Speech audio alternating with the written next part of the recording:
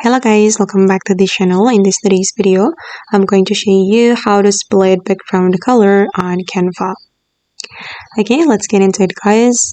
Here I have already opened my design on Canva. And first thing first, we're going to change the background color.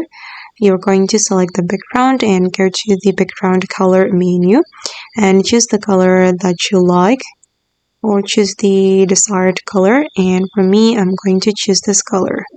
Okay, and then we're going to add shape to this design. I'm going to go to the elements and you're going to search rectangle and choose this rectangle.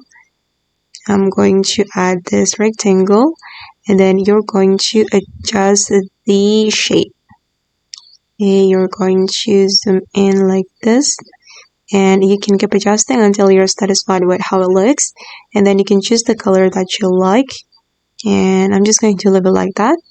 And you can lock the shape so it can't be removed or repositioned. Okay, and now it's done.